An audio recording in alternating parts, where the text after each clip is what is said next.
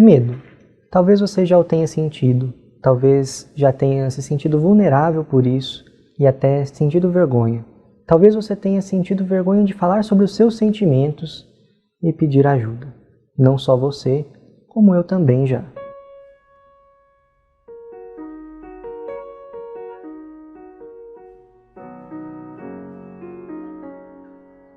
Uma criança humana nasce totalmente dependente de sua mãe. A vida humana depende desse vínculo mãe-bebê para acontecer. Ela só é possível se as necessidades mínimas de calor, proteção, cuidado e alimentação forem mantidas por um outro humano, que neste caso é a mãe. Qual a consequência se isso não acontecer? O abandono de um bebê humano a seu próprio destino o leva a uma inevitável consequência: a morte. A viabilidade da vida após o nascimento de um indivíduo humano está condicionada à necessidade de cuidado por um outro ser. Na maior parte das vezes, esse ser é a mãe. Bebês de outras espécies, sejam outros mamíferos, aves ou répteis, não dependem em nada de suas mães, ou muito pouco. Nascem e ganham as selvas, os oceanos, e executam suas atitudes, tomam suas decisões por si só. Caem no destino onde serão guiados por forças exteriores, de marés, ventos, chuvas, sol e o acaso, para conseguirem progredir enquanto indivíduos. Boa parte dos bebês gerados irá morrer antes de chegar à vida adulta. E a evolução compensou esse fato com a produção de ninhadas enormes, de modo que a espécie siga sempre viva, mas os indivíduos nem tanto ou nem sempre. Enquanto espécie humana, evoluímos assim, condicionando a nossa existência e a de todos de nossa espécie à fragilidade. E em que momento a gente aprende, então, que a fragilidade é negativa? Em que momento você e também eu aprendemos que falar sobre as nossas emoções envolve expor vulnerabilidades e que esta vulnerabilidade nos coloca em perigo?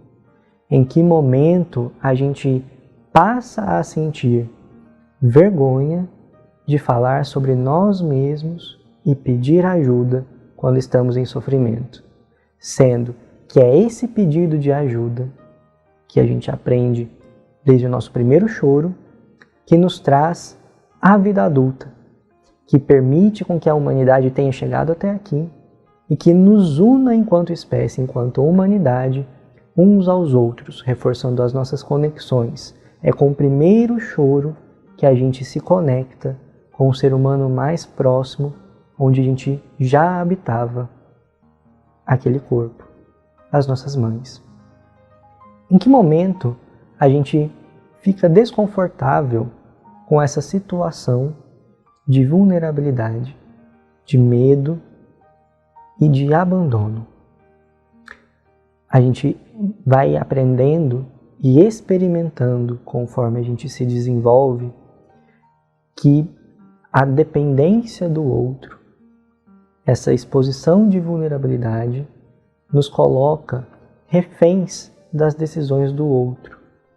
Se a criança chora para conseguir o leite, para conseguir a proteção, o carinho e o abrigo, ela não tem decisão sobre a consequência disso. Embora ela queira muito ser protegida, embora ela queira muito estar no colo da mãe, não depende da escolha dela para que isso aconteça. Quando a gente cresce, muitas vezes a resposta emocional disso está em nós. A gente guarda esta memória. Embora, por outro lado, a gente também entenda racionalmente que não somos mais aquela criança. Embora a gente entenda que hoje a gente tem recursos, mas afetivamente, quase que gravado no nosso DNA, a gente tem essa lembrança de que a vulnerabilidade nos expõe ao perigo e que o depender do outro pode ser extremamente angustiante e desconfortável. Mas se a gente pensar enquanto humanidade, se a gente parar e começar a observar os fatos um pouco mais de longe, com mais amplitude, a gente entende que a nossa força reside aí. A sua força, a minha força, ela depende dos outros para poder acontecer, para que a nossa vida possa acontecer.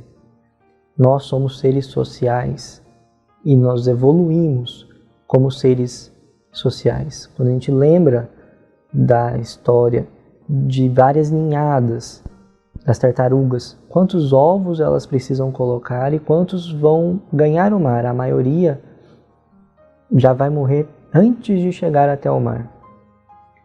Poucos vão ganhar os oceanos e poder se desenvolver ou iniciar o seu desenvolvimento. E a minoria de todos aqueles seres que foram gerados, de toda aquela vida que ganhou o planeta, a minoria vai chegar à vida adulta e continuar a espécie. Ou seja, o preço individual do abandono e do isolamento é muito alto. Seja na história da natureza e das outras espécies, seja nas nossas histórias de vida.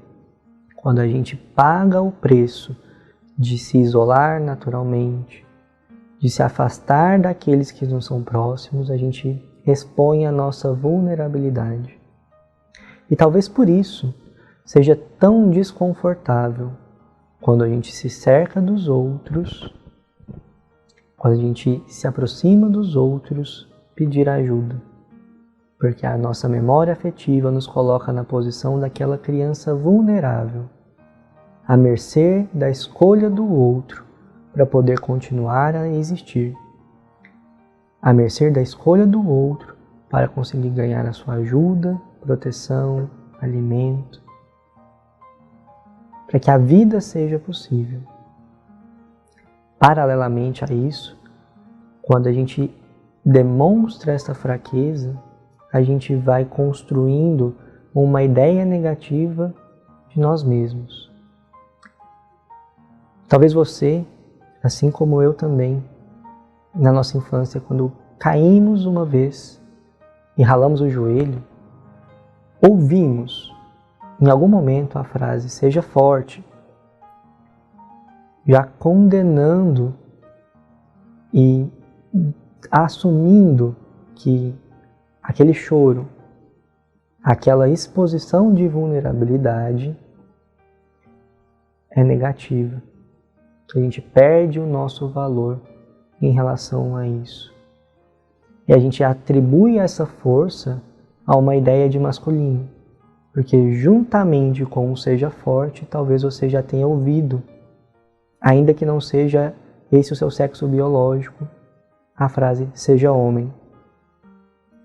Ao mesmo tempo, se eu digo para você que isso, essa emotividade, essa exposição das emoções é algo feminino, é coisa de mulher, você vai fazer uma ideia quase que automática de mulher e daquilo que carrega em si a essência de feminino.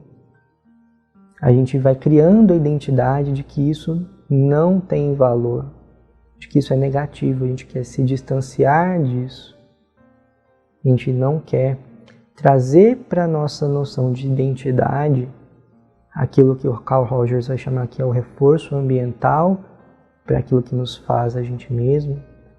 A gente vai distanciando a nossa personalidade da noção de valor, querendo esconder isso dos outros e de nós mesmos, na ilusão de que ao não expor a nossa vulnerabilidade, a não falar das nossas emoções, ao racionalizar as coisas, a gente assume o controle. E se eu tenho o controle, eu evito que eu caia no abandono, que eu me exponha de modo vulnerável, que eu fique sozinho e entregue a mim mesmo. Mas é justamente a tentativa desenfreada de evitar isso, racionalmente, tentando controlar a tudo e a nós mesmos, que a gente se pega fazendo exatamente isso e se isolando. Porque no fato de não poder contar com o auxílio do outro, por decidir não contar, por decidir não pedir ajuda, eu construo paredes sociais invisíveis e que em situações de grande estresse, em situações de grandes tensões, tendem a se tornar cada vez mais evidentes para quem sente e para quem sofre. Então, se você já sentiu algo assim, saiba que você não está só. Não está só porque isso já nasce no sentimento de qualquer um de nós que respira sobre a Terra. Isso é ser humano.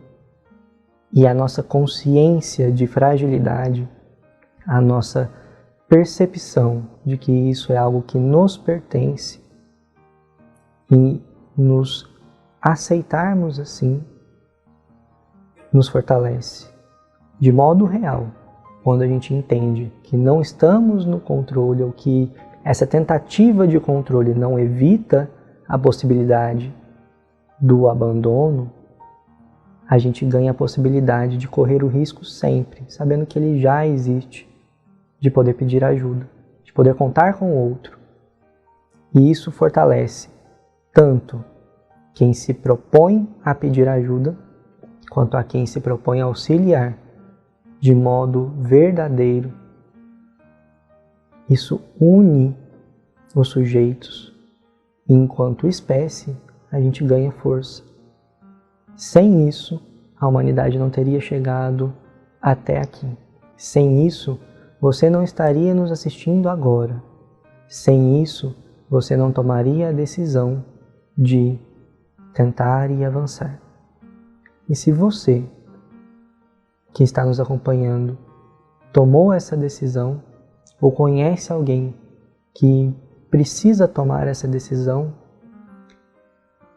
deixe essa mensagem chegar até ele, mande esse vídeo. Se você nos acompanha pela internet, já se inscreva para poder continuar recebendo esse tipo de conteúdo e venha junto com a gente mergulhar nas nossas conexões sociais. Comece agora a fortalecer as nossas conexões a partir desse ato, ofertar e pedir ajuda.